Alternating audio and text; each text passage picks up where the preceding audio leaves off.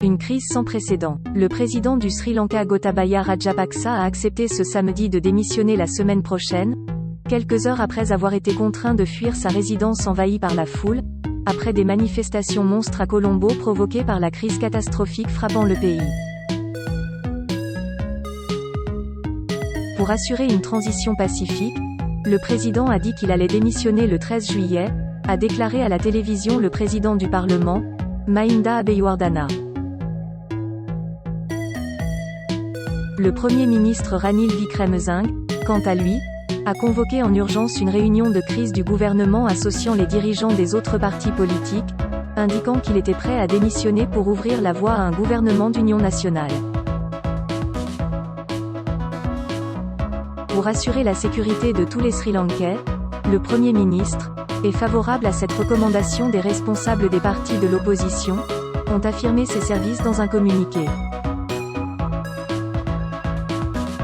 Deux proches du président ont annoncé leur démission, le chef du service de presse Sudewa Etiarachi et le ministre des médias Bandula Gunawardana, qui a également démissionné de la tête du parti présidentiel.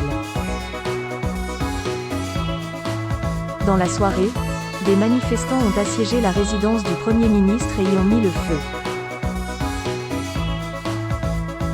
L'accès à ce contenu a été bloqué afin de respecter votre choix de consentement en cliquant sur « J'accepte ». Vous acceptez le dépôt de cookies par des services externes et aurez ainsi accès au contenu de nos partenaires J'accepte et pour mieux rémunérer 20 minutes, n'hésitez pas à accepter tous les cookies, même pour un jour uniquement, via notre bouton J'accepte pour aujourd'hui dans le bandeau ci-dessous. Plus d'informations sur la page politique de gestion des cookies. Un peu plus tôt, le président avait eu juste le temps de fuir quelques minutes avant que plusieurs centaines de manifestants ne pénètrent dans le palais présidentiel, un ancien bâtiment colonial, symbole du pouvoir, devant lequel étaient rassemblées des centaines de milliers de personnes.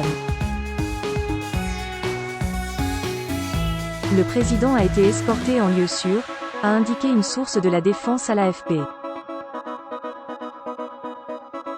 Pour l'heure, il est toujours le président, il est protégé par une unité militaire, a ajouté cette source, selon laquelle les soldats gardant la résidence officielle ont tiré en l'air pour dissuader les manifestants d'approcher jusqu'à ce que Gotabaya Rajapaksa soit évacué.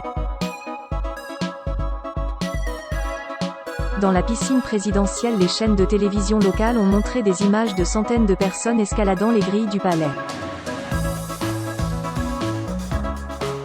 Certains manifestants ont diffusé en direct sur les réseaux sociaux des vidéos montrant une foule déambulant à l'intérieur, certains plongeant et s'égayant dans la piscine présidentielle ou s'allongeant d'un air amusé dans les chambres à coucher de la résidence. C'est la chambre de Gotabaya, voici les sous-vêtements qu'il a laissés. S'extasiait un jeune homme, brandissant un slip noir sur une vidéo en direct, repartagée sur les réseaux sociaux. Il a aussi abandonné ses chaussures. Les protestataires ont également investi les bureaux de la présidence non loin et devant lesquels des manifestants campaient depuis 3 mois. Des responsables gouvernementaux ont dit ignorer les intentions de Gotabaya Rajapaksa après sa fuite. Nous attendons des instructions, a déclaré un haut fonctionnaire. Nous ne savons toujours pas où il se trouve, mais nous savons qu'il est avec la marine du Sri Lanka et en sécurité. Des chaînes de télévision privées ont montré un convoi de véhicules d'allure officielle à l'aéroport international de Colombo, mais aucune confirmation concernant un éventuel départ du pays de Gotabaya Rajapaksa n'a été fournie. Pas le Sri Lanka dont je rêvais.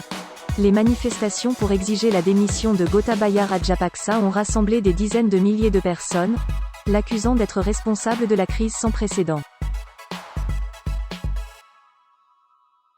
Inflation galopante, pénurie en tout genre, le Sri Lanka manque de tout, essence, électricité, nourriture, médicaments.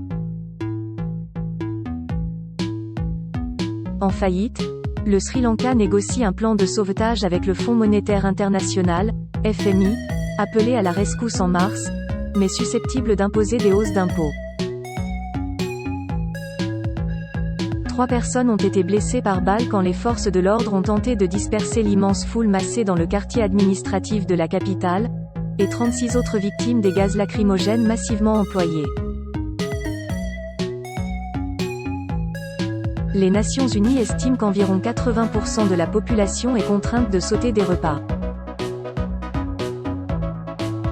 Ma femme et moi, on mange une fois par jour depuis 2 mois pour être sûr que notre enfant fasse 3 repas, confiait Janice Malinga, dans les rangs d'une autre manifestation contre le pouvoir à Fort Gall, dans le sud-ouest, où des épreuves de cricket se poursuivent sans encombre, avec l'Australie en vedette.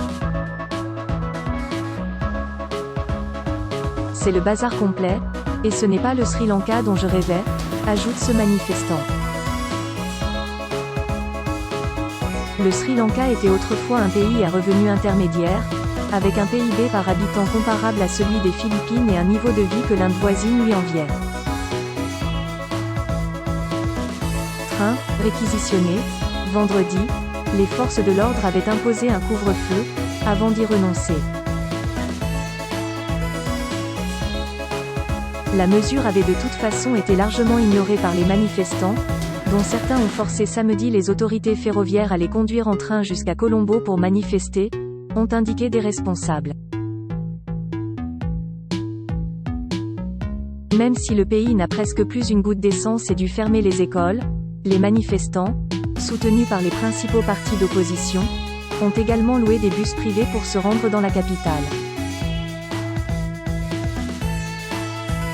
Selon les autorités, quelques 20 000 soldats et policiers avaient été dépêchés à Colombo pour protéger le président. L'ONU avait exhorté les autorités sri-lankaises et les manifestants au calme. En mai, 9 personnes avaient été tuées et plusieurs centaines blessées lors de précédentes manifestations.